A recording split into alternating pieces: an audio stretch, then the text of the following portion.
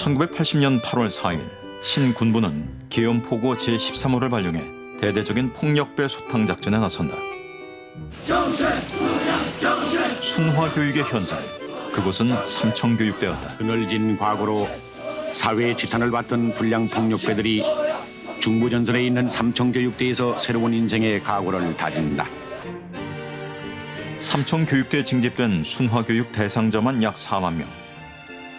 4주간 진행된 순화교육에서 폭력 조직원을 비롯한 전과자들은 헌병의 삼엄한 감시 아래 가혹할 정도로 강도가 높은 육제훈련을 받아야 했다. 배우지 못한 탓으로 사회인의 구타와 욕을 해가면서 나쁜 짓만 일 삼아왔습니다만은 오늘 이 자리에 오게 돼 대단히 고맙다고 생각됩니다. 근데 요즘 가끔 뉴스 댓글들 보면 워낙 흉흉한 일들이 많으니까 삼청교육대 이거 부활해야 된다고 이런 댓글도 요즘 많거든요. 그게 문제인 게요. 그러니까 지금 이때 당시에 아마 시민들께서도 워낙 이런 조폭의 문제도 많고 공포스럽다 보니까 환영하는 시민들도 많았을 거란 말이죠. 근데 지금의 저희는 알잖아요. 이게 이런 조폭들만 간 게 아니라 잘못된 삼청교육대를 보내진 사람들도 많았다는 거잖아요. 저기에 보내진 저런 조폭들이 그래서 순환에서 나왔느냐? 그게 정답이 아니라는 거죠, 그러니까. 실제로 이 삼청교육대 설치는 굉장히 포퓰리즘적인 성격이 강합니다. 그렇죠.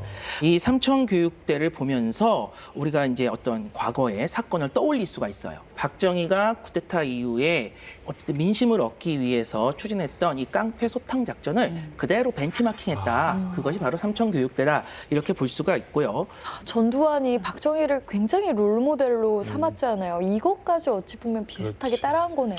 이렇게 어떤 조직 폭력배들을 소탕하는 그런 모습은 박정희 그리고 전두환, 나중에 1990년대에 있었던 범죄와의 전쟁에서 노태우 정부가 했던 것들도 사실은 이런 깡패 소탕을 통해서 민심을 얻고자 하는 또 그런 정치적인 의도가 그 안에는 깔려 있는 거죠.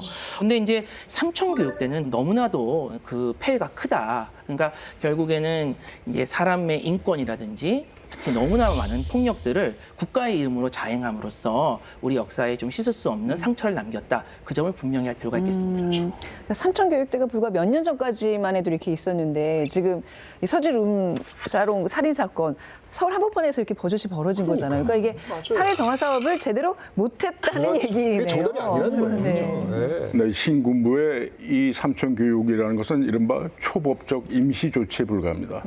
따라서 이러한 조치만으로 근원적 해결 방법이 될 수는 없었겠죠. 그렇지만 하여튼 이걸 계기로 주요 조폭들이 상당한 기간 동안에 격리돼 있고 그 조직들이 위축되었습니다. 그 틈새를 타서 올라온 신진 세력들이 있었는데 이 진석이 파가 그중 하나였던 것입니다.